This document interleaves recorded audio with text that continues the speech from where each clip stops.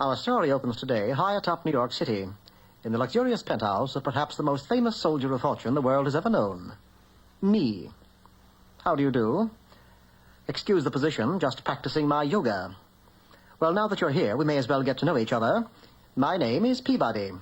I suppose you know yours. I guess you're wondering about this contraption. It belongs to Sherman. He's my boy. Here, Sherman. Here, boy. Shake hands. Say hello. Hello. Smart as a whip, isn't he? Now about this amusing little gadget. The story really starts with me, naturally. As a youth, I was just an average genius, the puppy prodigy, they called me. Got my degree at Harvard when I was 3, Wagner cum laude, of course. Then a brief period in the Foreign Service. I speak 8 languages fluently, all at once, that is, including English. Then a few research projects for the government, and I dabbled in the stock market, where I was known as the Wolf of Wall Street. But somehow I felt that something was missing in my life, so I made up my mind to get a boy. I looked high and low, but couldn't find one that met my high standards. Then one day, while watching some boys at their innocent play, I spotted Sherman. My heart went out to him. I'm always pulling for the underboy. I dismissed the others, and Sherman followed me home. He wasn't at all what I was looking for. Oh, he looked at me with those big brown eyes, but I was firm. I took him home. This is where you live? Yep, that's been home sweet home all my life. Where have you been, you little brat? Just visiting. Get in here. One moment, sir. And what do you want, mutt? The name, sir, is Peabody, and I intend to adopt this boy. Naturally, the newspapers made a big thing of it. Extra, extra, dog to adopt orphan. Doggy wants to be daddy. Read all about it. I had to submit references, so I got some old friends to write letters. Then, of course, I was investigated thoroughly. My background was unimpeachable. Still... But he's not a fit person to bring up a boy. In fact, he's not even a person at all. Your Honor, I consider that an excellent recommendation. And I finally got Sherman. This court can see no reason why, if a boy can have a dog can't have a boy. Daddy! Sherman, let's get one thing clear. I will never submit to being addressed by that ridiculous name. You will call me Mr. Peabody. Or, when speaking informally, simply Peabody. Yes, Mr. Peabody. So, that was that. But I soon found it's next to impossible to raise a boy in an apartment. Guppies, yes, but a boy, no. They need running room. So I built this for Sherman's birthday. Happy birthday, Sherman. Gee, thanks, Mr. Peabody. Well, what is it? Well, actually, it's a time machine. I call it a Wayback. We just set it, turn it on, open the door, and there we are. Or were, really. Furibus delenda est, in tres partes argentum sum. What did he say? What did he say? Well, that's simple. He said... Oh, never mind. I'll fix it. So, friends, for a goodbye in a new or used chariot, it's Publius Maximus the Grinning Gaul. It sounded better in Latin. Can we go somewhere else? Of course. With this key, friend, Mr. Franklin, the lightning! I intend to demonstrate the principle illustrated by the storage properties of the Leyden jar. BF, the lightning is... Gee, we couldn't get a word in edgewise. I know. A few more adjustments, and behold, not a time machine, but a should-have-been machine. Observe. With this key, friend... Mr. Franklin, your kite is going to be struck by lightning. Oh, really? It's nice to be a part of history. But all in all, it's just the thing for a boy in an apartment. Eh, Sherman? Well, I thought it was. Of course, he's only a boy, and... Mr. Peabody, that's the nicest present anybody ever had. Yes, of course, Sherman. No doubt about it. Every dog should have a boy.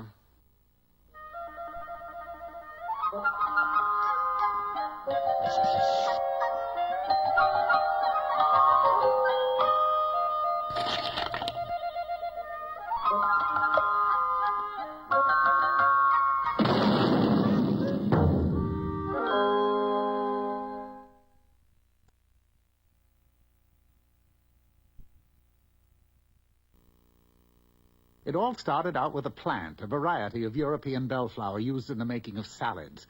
The plant is called rampion. This plant grew in a beautiful garden belonging to a mean witch whom everybody feared. Unfortunately, the rampion could be seen from a little hut belonging to a peasant and his wife. Every day, the wife, who was to have a baby, she'd sit by the window and gaze at the rampion. Darling, I know this sounds fantastic and utterly absurd, but I have this uncontrollable desire to have a salad made from that European bellflower. You know, rampion. You mean those weeds there? Rampion, dear. And I fear I must have some or I shall surely die. All right, dear. If it's rampion you want, rampion you shall have. And so the husband sneaked to the garden wall, peered over the top, and leaped into the garden of the witch. Rampion, schmampion. It still looks like weeds to me. Whoops. Halt! You cannot move! You know, you're right. You have come into my garden like a thief. Alas, be merciful. I'm only here because my wife sees your rampion. I think I'll turn you into a toad. And has such a longing for it that she would die if she could get no rampion. If that's true, you can take away as much rampion as you like, but on one condition. You must give me the child which your wife is about to bring into the world. In his fear, the husband consented to everything, and when the baby was born, the witch appeared, gave it the name Rapunzel, which is short for rampion, and took the little infant away with her.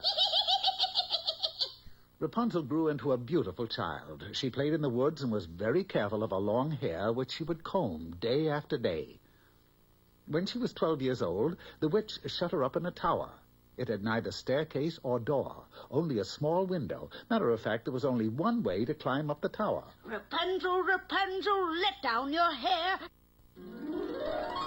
that I may climb the golden stair. And that was the way. Well, a couple of years later, the king's son was walking in the forest, and he chanced to hear a song so lovely that he stopped to listen. Do-do-do-do-do-do-do-do.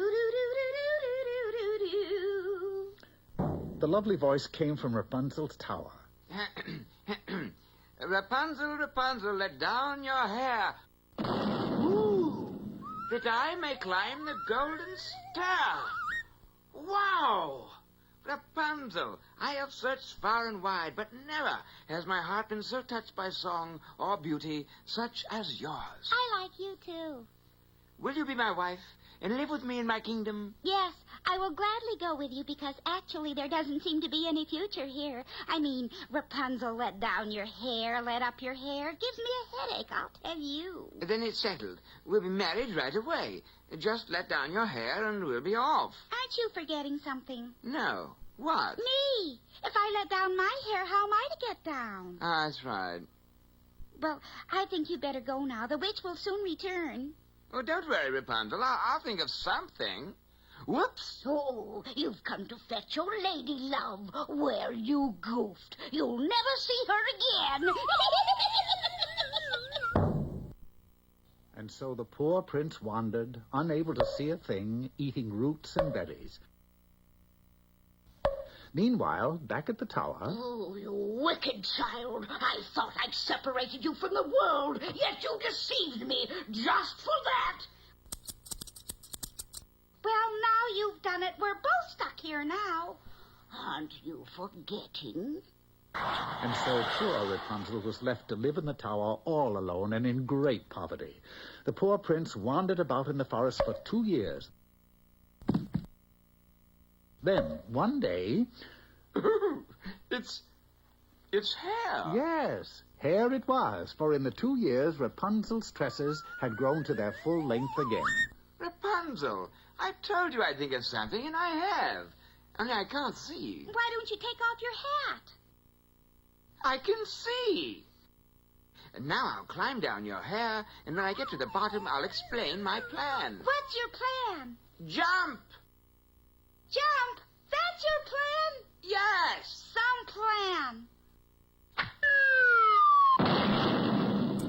After 3 days in the barber shop, Rapunzel and the prince were married and lived happily ever afterward. That is, until one day... Darling, I know this sounds fantastic and utterly absurd, but I have this uncontrollable desire to have a salad made from that variety of European bellflower. A rampion? Yes, dear, rampion. Well, here we go again.